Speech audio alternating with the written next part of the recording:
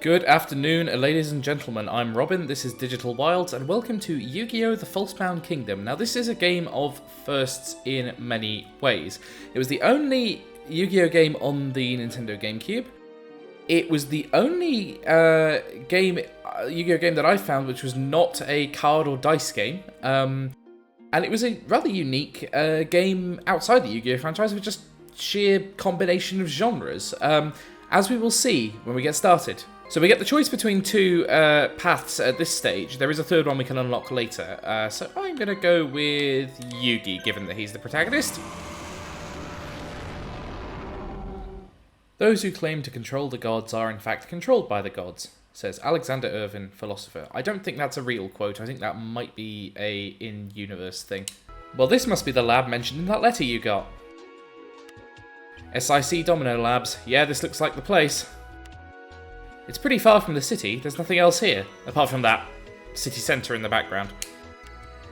Doesn't the building look futuristic? SIC is a famous overseas game company, isn't it? It's a new game company that just started here in Japan, but it's already becoming a major player. They've been using 3D images and virtual reality research to create some amazingly lifelike environments. Okay, so it's Valve. SIC has incorporated cutting-edge technologies to develop next-generation virtual reality technology. SIC hopes to work in the field of games to perfect this technology using the wildly popular Duel Monsters. I think they sent invitations to everyone that ranked well at the Duelist Kingdom and Battle City tournaments. Okay, so from my recollection, that would place this between about Series 3 and 4 of the anime when that came out. I know a little bit about this because I was into it as a kid. In order to test the new duel set simulator Kingdom, SIC is sponsoring a test trial. Okay, that cutscene went on longer than I wanted, so I've skipped ahead so that we can get inside the lab and find out what this is all about. What in the world is this? This is SIC's latest simulator, codenamed Kingdom. This is just a prototype. We're only using the dual disc for packaging reasons.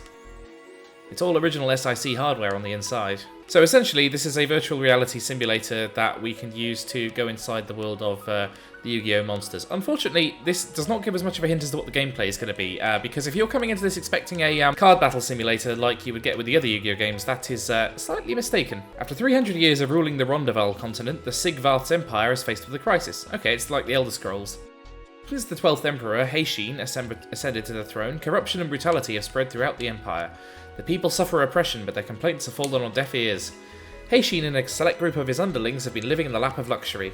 Their lavish lifestyle is supported by heavy taxation, which has pushed most of the population to the brink. So, long story short, there's an evil empire, and we're part of the rebellion. So, unfortunately, we are now locked in the simulation, and we find ourselves with the setup for the game. So that was a much longer introduction than I expected, although it is a anime-based product, so that's not to be too unexpected, I suppose. So we have this very poorly pre-rendered town to look at for now, but we have woken up on a port city, and we're on the western edge of the world, and we've got this strange masked figure in Egyptian garb to help us lead the resistance. Now our memory has been lost because of plot reasons, and so we'll soon get an introduction to how this game works. So we're way up in the top left of the map, and we have to first rescue the rest of this island, and then we'll move on to the rest of the world.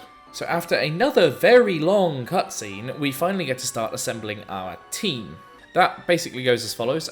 We choose the general we want to get the team for, and then you can pick a number of monsters which are on each button. I would imagine that at the moment we don't have much of a choice, we just have the 3 that we've been presented with. But as we go through the game we will unlock more. So at the moment we have Kuribo, who's got very low stats. We've got the Feral Imp and the Celtic Guardian, who have slightly better stats. They'll be our main damage dealers, I think, provided I don't accidentally replace them. So the closest analog to this is probably going to be Pokémon. It is in that you're commanding a small team of creatures which can level up and have their own particular stats and so on.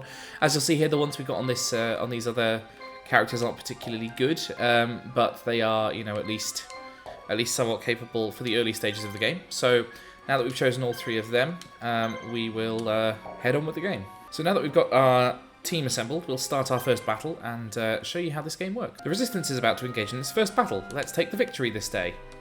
I'll quickly skip through the tutorializing, but basically our job is to take towns that are of differing value, and the more of them we've got, the more power we have when it comes to taking out particularly tough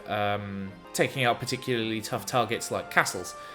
So we can select our teams from a town, and then we can dispatch them sort of RTS style towards different targets and see how they go. So I'm going to dispatch my 2 weaker generals to that town up there and my stronger general to the town down here, and we're going to see how they get on. So you'll see that they have a certain movement speed, and we can watch these characters sort of move around the map. It's not a very pretty game, I'm afraid. It has the sort of map overview thing of like Tales of Symphonia, but without the fun cell shading. And if the radius of that character comes into contact with a target, whether it's a city or another army on the field, then something will happen. It might be a battle, it might be a takeover like we're getting here. So we've liberated Phaedon, which gives us 500 gold, but there's no combat that takes place yet. So for now, and we've... okay, so our other team has liberated this town up here. So now that we've got that done, we can dispatch our teams all towards this castle, which, because it's red, I think it looks like it has a has some sort of garrison in place. So we'll get to see how well we can take on those guys. So you'll see in the top right hand corner we have a time limit as well, so there is a you do automatically lose if you run out of time, although it's very, very generous, and I don't remember playing this game previously ever having run out of time. So that is unlikely to be a problem for now, at least. And here we are. So we've arrived at the castle, and as our little mysterious friend says, it's time to face the enemy marshals. So essentially we have action points, we can use them to launch attacks against our enemies, and we have to defeat all the enemy's monsters in order to gain control of this castle. So our first battle of the game begins. And we'll see that just like Pokemon, these guys launch different attacks against each other. I don't think it's anything like Pokemon in terms of the level of complexity. I think it is just attacks versus attacks. But we can choose to block if we so choose. There doesn't seem to be much in the way of changing the camera angle on this either, so we're going to have to deal with this slightly ugly thing. Now, as with the triple battles in the Pokemon games, which were introduced later, so this is actually a bit ahead of the game on that one, you can attack different enemies. So it tends to be best to sort of take out the one with the least HP first, because then you can concentrate your fire later in the battle. So we'll go for that little centipede. And these monsters, as you'll probably have guessed, are all based on existing Yu-Gi-Oh cards. So, as you'll see, this is very much not like a typical Yu-Gi-Oh game where you'd be placing cards on a mat and then taking it turn by turn. This is much more of a traditional turn-based JRPG thing. As you can see from there's bits of effort put into this game. Like some of the attacks are quite well animated, others less so. But this isn't too far behind Pokémon Colosseum, which obviously came out a couple of years after it. So, as you'll see, again, unlike Pokemon, it doesn't have the complexity where you can choose multiple attacks. There's just one per card, and obviously that takes some of the complexity out of it a little bit. But the upside is the battles tend to be over fairly quickly, and you don't tend to have that many of them in a level. So we'll just see how many we get through in this one-off. So with that, the first creature goes down, and now we can sort of concentrate our fire on the remaining two, whereas they've been attacking it across the piece, which will mean that it'll be much easier for us to wipe out their defences. It is possible for these engagements to end in a sort of stalemate. As you'll see, those stars that are underneath names relate to the level of energy that a creature has, a bit like the PP points in Pokemon, which will mean that we won't be able to take all these guys out with this single team. But given that we've got a second team on the way, it's quite likely that we will be able to take them out in the next round. And there we go. So that's counted as a win for us. But obviously, if we were in the field, that would result in our opponents retreating. But given that they are inside a defensive position, it's us that actually retreats, and we go for another round. So I'm going to hold them off, and we'll let this second team go in and see what they can do. So these are much stronger creatures, so we'll see what kind of damage they can deal with the Shadow Claw. That's much more like it, so we should be able to take this guy down in 3 hits. Kuribo possibly not, because he's really quite pathetic, and I will be swapping him out at the earliest opportunity. Yes, he only 30 damage there. But this guy's quite good, so there he goes with 144 damage. Damage range of these creatures is really very determined by their inbuilt attack and defense stats. It's not very much a case of being able to level them up much. It's just you can get a little bit of a bonus from doing so. I think from the fact that I had Kuribo going first that turn, there might be some kind of speed element to it. But I haven't really looked into the stats of this game much. Curiously, there is not a huge amount of competitive Yu-Gi-Oh! The Falsebound Kingdom playing out there. So, annoyingly, we've managed to not take out this team with a second attack, and managed to miss there. So, looks like after this guy gets to go, we will be waiting for the third team to come in, although as it is him on his own now, that shouldn't be a problem. That's another win for us, and you'll see that we get some XP for both our general and for our individual creatures there. So, that's all very helpful in the long run. It's probably best to actually let them all have a run out at this, because it might actually be quite useful in terms of leveling some of them up for later engagements where things will obviously get a bit harder. Now it's Shimon's turn, and we get the chance to look at what this team involves. I think it's a pretty weak one, to be honest. We will find out shortly by how much damage this guy takes. So, yeah, so nearly half his health's gone in one, which is not ideal. So I can bring the camera in and out, but curiously have to rotate it by increments using the D-pad. It's a very odd system. Strange spider skull thing can only do that sort of missed attack that doesn't really do much. But this beaver, I think, is a lot tougher. I think he's got fairly good defensive stats, if not offensive. Oh, no, he's not too bad on the offense either. So, yeah, we'll make the most of him. A lot of these animations, though they are quite nice, are basically the same. You'll have seen those sword slash animations from the beaver and the skeleton doing relatively similar things there. That's quite common to this game. It's not one that makes the most of the hardware, let's put it that way. So this was a proper Konami-developed game, which is rather strange considering that it deviates so much from the core gameplay of the series. I guess they felt that there was a need to sort of branch out and do a bit of a different kind of style. There were other games which involved sort of time travel and historical settings like this. Largely they were on the PS2 rather than the GameCube. So with that, we destroy that team and we take over the first castle. Apparently not, because it turns out we are up against a much tougher team who, frankly, I don't fancy my chances against at a first glance. That dragon looks tough. I don't know what their stats are yet, though, so I guess we'll have to find out. Oh, I managed to miss my first attack, which is a brilliant start. Kuribo and his terrible needle attack will obviously get me off on the right foot. The same principle applies here, just concentrate on the weakest link in the chain to bring their numbers down, and then you can start inflicting damage across the tougher ones. That flame effect was really not great, I'll be honest. I'm not quite sure what happens if a monster gets defeated. I don't think they're dead permanently, but it might be for the rest of the battle. We might be able to find out with Kuribo anyway, because he's not in a good way. There are ways to heal up. I keep wanting to say your Pokemon, so I'll just stick with it. There are ways to heal up your Pokemon.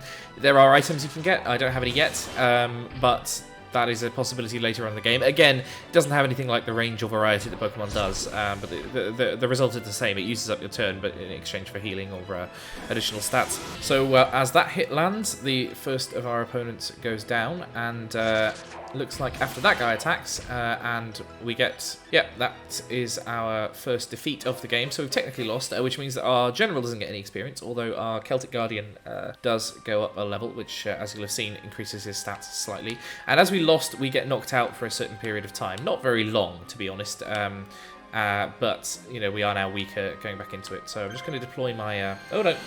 Not enough time before we are thrust back into battle. So you'll see that, unfortunately, this can get just quite attritional, and you will often just be stuck slogging away against one particularly tough enemy for quite a long time, which I suppose replicates the experience of fighting a siege.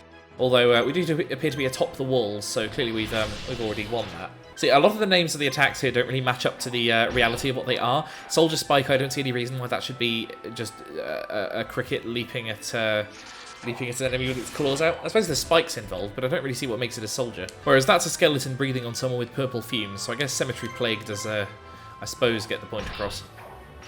Rodent Sword is also quite straightforward. My Pokemon seem to have a fairly high miss chance. It seems to have a once or twice a battle, which is seems a bit unnecessary and time-wasting, frankly. Yep, see, there we go, another one. That might be something that changes with the level up. Anyway, down goes the Praying Mantis, so we're just left against the Dragon. And obviously we are technically defeated again, but we get a level up to the Shadow Spectre, who is still not very good, but can be improved over time. I don't know how many levels each of these creatures can get. I think it can go quite high, because eventually you will get some really, really powerful ones, particularly later on in the story.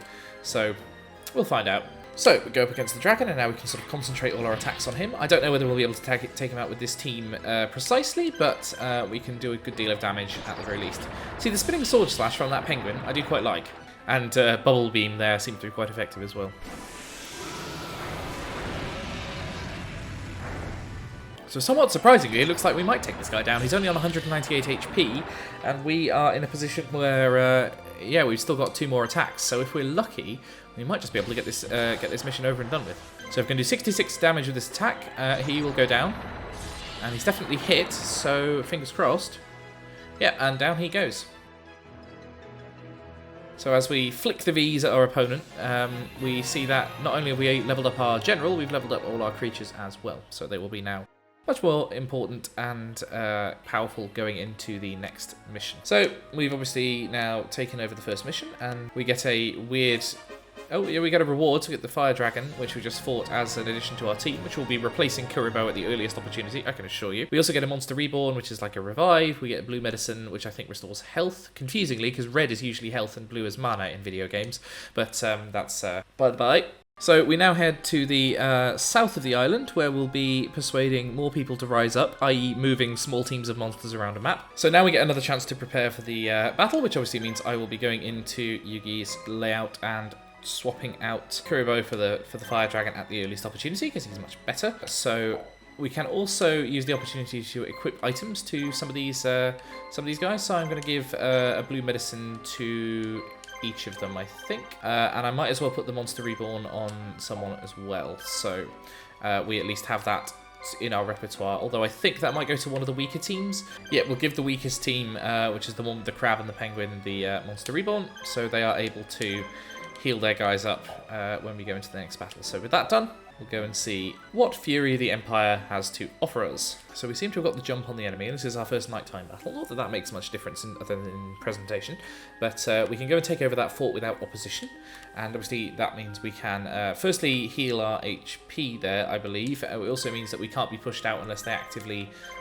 kill our monsters, which is nice. So you'll see we've got more armies on the field here, so I'm just going to dispatch the 2 weaker ones to take that fort, while I think Yugi's team, which is the strongest, should go over and try and take this town. It looks like we've got a couple of forts and a couple of cities to take down, no enemies on the field as yet, so that obviously changes our situation a bit. We can be much more aggressive, we have the freedom to move around. So we've liberated that fort, we've got a bunch of gold, and but now that they know that we've taken it, so we can build defences to our forts, which are things like cannons which damage enemies on the way in and so on. They're very basic, but you do have to spend money on them, but they're basically a way of adding firepower to your weaker teams when they're on the defensive. So I'm going to just demonstrate it with a... going to build an anti-air cannon, which is going to take time to build. As you'll see there, it ticks up very slowly in the bottom, and I'm going to take an anti-ground cannon as well. They can, be fired on enemies within that radius around the forts. You'll see that they've dispatched their first army against us. We can have a look at that. That's got the Kriul and Embodiment of Apophis and Zaragan. Those look relatively powerful compared to things we've dealt with so far. And it looks like our defences aren't going to be ready before they get here, so we might have to fight a quite unpleasant battle here. Hopefully we can come off the better in the long run. So despite having a fort with walls which are the point of a fort, we are fighting outside the fort. But as before, the basic principle applies. Go for the weakest link first. Unfortunately, these guys are quite strong, so...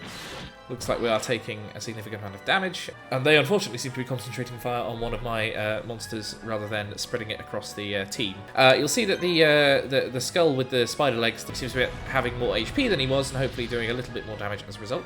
So yeah, 78 there, that's respectable, even if he's not my first choice of attackers. So there we go.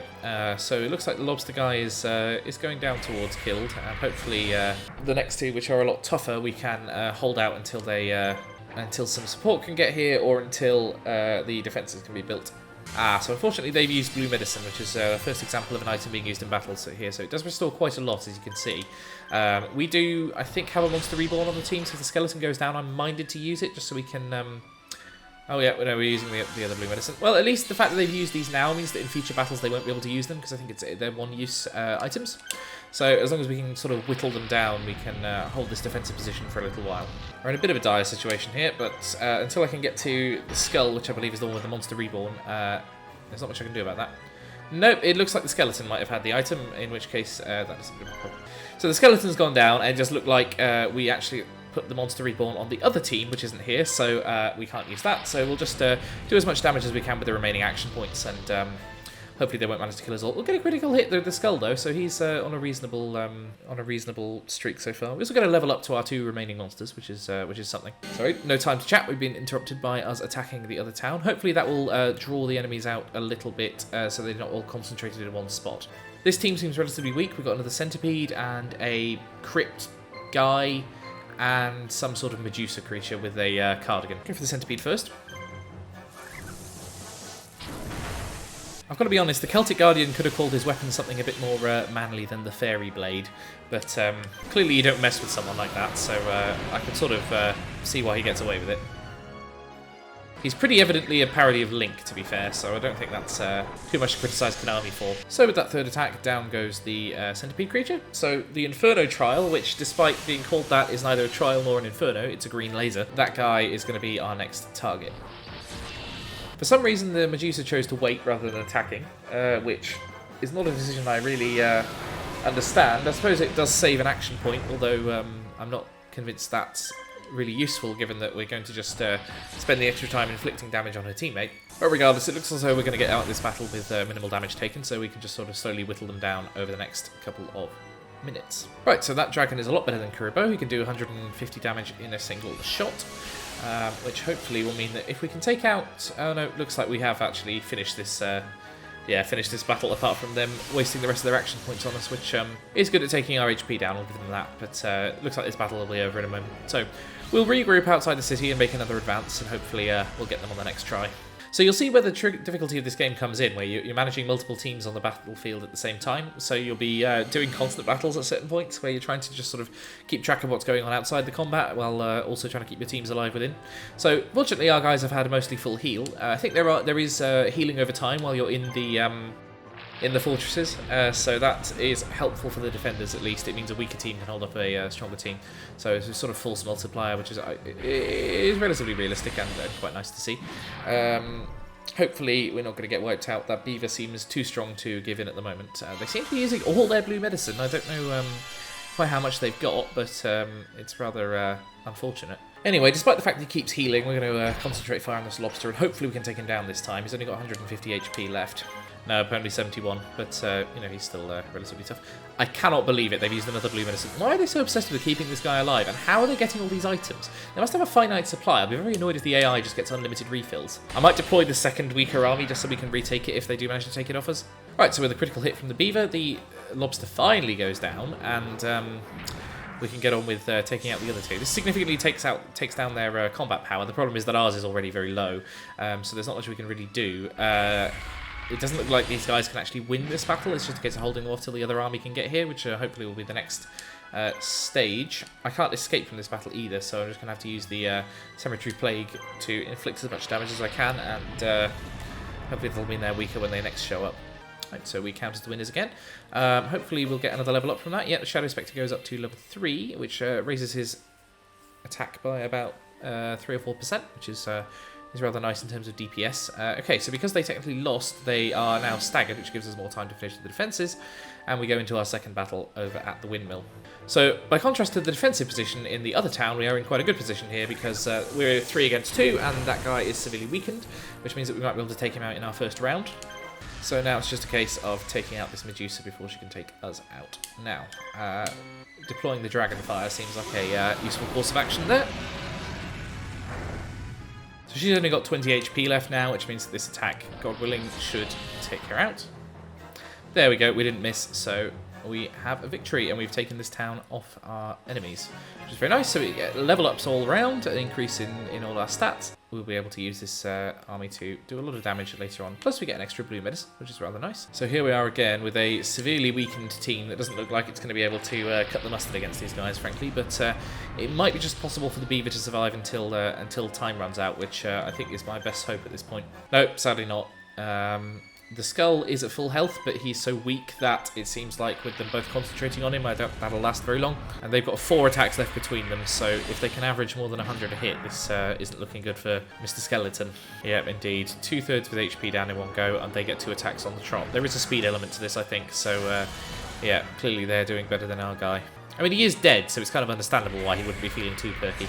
Oh dear, they've got 4 attacks on a row now. That's not good at all. Oh yeah, and down the army goes. So I'm not sure now whether we default to the weaker army sort of taking up the defensive position, but that is not a good place to be in, frankly. Oh no, they are still pushed back, so yeah, we've got the second team in here, so that's nice, and the defenses are about to come online, so if they go for another one, we'll be able to take them out. Right, so now we are in a better place than we were, so hopefully between our various full strength guys here, we should be able to cumulatively take them down. Especially if they keep waiting and wasting their turns like that. Got to be a bit careful though, because they still do a serious amount of damage. Hopefully if they don't get back on a medicine kick, we can take this guy down in the next round. Lovely stuff, so down he goes, and now we can just concentrate on the snake with arms, which I'm not going to think about as a biological construct too much. So after wailing on that guy for a while, we've used up all our attacks. He gets one last one in, and then we revert back to the field, but fortunately he has at least gone down to about half health, and there's only one of them left. So this army shouldn't take us too much longer to destroy, frankly. Plus we get an extra level up for our beasts. So as they disappear, we now have, yep, fully armed defences, which very, very poorly animated, you'll notice. But that's no bad thing, and it means they are not only damaged, but actually destroyed, which is very nice. I wasn't aware they did that much damage. Anyway, looks like there's no more coming at us, so looks like we can, I guess if we focus on this one over here in the corner, we could dispatch two teams towards them at the same time and just see which gets there first, sort of vaguely pummel them together. Hopefully concentrate on taking these guys down. I wouldn't have thought that between the remaining settlements there'd be much in the way of defences, frankly. One guy and no sort of backup armies, so hopefully we can sort of double team him. We can go into a slightly more zoomed in map for you so we can see where the enemies and the neutral powers are, but it's not something I find particularly useful. So we find ourselves up against this fairly tough team which have a lot of attacks on them, 4 stars, so I think it's worth concentrating down on the flying guy with his minimal HP so we can hopefully, when Yugi's team comes in, they can do some mopping up. See, that says poison twin claws, but again, I don't believe there's a actual poison status effect in this, so that's not something you have to worry about. These guys are fairly tough though, it's 138 in one hit. So on a third attack from the penguin, that pterodactyl guy goes down, and we can start concentrating on Roger Rabbit and Julie framing him. So with this guy giving us the old razzle-dazzle, it looks like we're going to have to fall back for a second and wait for Yugi to come and rescue us. Right, so you just hold there for a second and let these guys come in and do the job. I might have a quick look and see if we could try and get one of them to use their items. It might be worth just healing up the dragon, which is our kind of main damage dealer. Right, so this should be relatively easy now that we've got a couple of leveled up creatures and we're only up against 2 of them. So we're doing 160 damage in attack there, which is excellent. You will eventually have to swap out these creatures no matter how leveled up they are. There is a real scaling up of difficulty towards the end of the game, and you'll just have to use much more advanced creatures, which obviously is a bit of a shame in terms of being able to keep a team together throughout the game, but you don't become that attached to them really, so it's a bit more fun to just, I think, they're trying to encourage you swapping between them so you can fill out the full roster. And there are, to the credit of this game, a couple of hundred different creatures you can get. It's fairly well fleshed out. So with that critical hit, down they go, and we capture the town, which is very nice. Level ups all around. And we get something called the Legendary Sword, which I'm not entirely sure what it does. We'll move that team outside the town, move the weaker guys in so they can sort of garrison it, and start moving these guys up towards that fort, which they can capture. There's something vaguely relaxing about watching these little models walk around this map. It's like playing a sort of version of Warhammer or something, but with a very poorly rendered hand looming over everyone. We don't think it means anyone harm, but it's just sort of hovering there like the pointy finger of Damocles. So yeah, we've got another team in here. Relatively few enemies, hopefully, just the 3 of them. This looks like it's the boss of the level, so he's Sebekal, and that will hopefully mean that we can finish this mission by taking him out. So he's got a mixed ability team, a weak guy, a relatively strong guy, and a sort of in-betweeny one. A bit like us, really. We've got medicine if we need it, so let's make a start. We start with a miss, which is excellent precedent to set. Captain Swordsworth does not have such a problem. And everyone's going after the dragon for some reason, which strikes me as particularly rude. He doesn't have an item on him either, which is unfortunate. But while he breathes fire, so we do a decent chunk of damage to the guy with the club at least. Yeah, they're really going for that dragon, which is a sensible move, I think. But an unfortunate one, given that we could really use him on the field. Looks like we've evened the odds there a bit by taking out one of theirs, and they're now out of action points, so we get another free attack before the battle ends. So we're just going to attack the sort of alien dragon creature? Not quite sure. In any case, we technically count as losing that battle, which I would dispute personally, but whatever. It doesn't really matter. It just means we get a bit of extra time out of the field before we can go and re-engage. So I'm going to use that time to have a quick go on the items and make sure that our demon is sufficiently healed up. So back we go. Going with the imp, and again, just concentrate fire on the alien metal. Ooh, that's a bad hit to our imp, who is nearly down at this stage. I might, in fact, use this turn to feed him some medicine.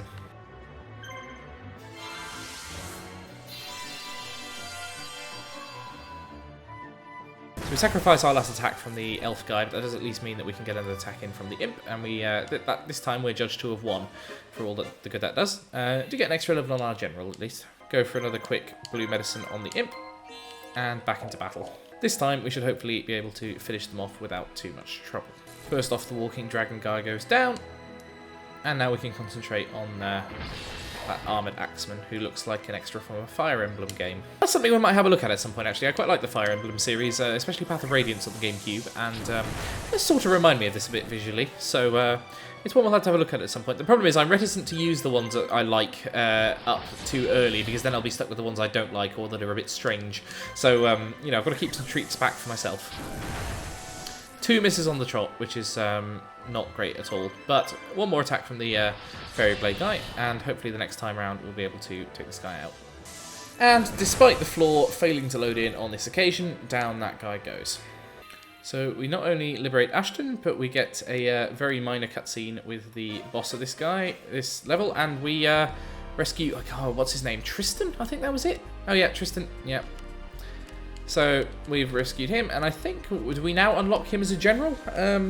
I'm not sure that we do, but it's the sort of thing that happens. You get more teams that you can command on the battlefield as you go. But you know what, ladies and gentlemen, I think we're going to leave it there. You've seen the kind of thing that Yu-Gi-Oh! The Falsebound Kingdom was attempting to do, which is that you move these guys around in sort of RPG, sort of RTS style, and then you sort of command in RPG style battles. Now, I don't know whether it works very well, because I think it really lacks complexity, and the sort of pseudo-Pokemon style combat they're trying to do is a bit weird. I don't know why they couldn't have had the RTS style movement element and then done sort of miniaturized version of the card dueling from the anime and from the trading card game, because I think that's much more what the audience is familiar with, and I think it probably contributed to this game not getting brilliant reviews. But you know what? I like a bit of ambition, and I kind of like what this game was trying to do, even if it didn't succeed. So if you've kind of enjoyed this, consider subscribing, and I'll be looking at more obscure GameCube and sort of early 2000s games in the next couple of weeks. I put a poll out on Twitter today, so we're looking at a few options for a new ongoing series, for which I've chosen a few games I'm much more fond of. And as that goes on, we will start having a look at you know, some of the things you might not have thought of in a while, some of the things you may not ever have seen. So if you like that, consider subscribing to the channel. I'm also on Patreon at patreon.com/digitalwilds if you want to chuck me a quid a month to help me keep this show on the road. I hope you've enjoyed it, and I will see you next time. Thanks very much.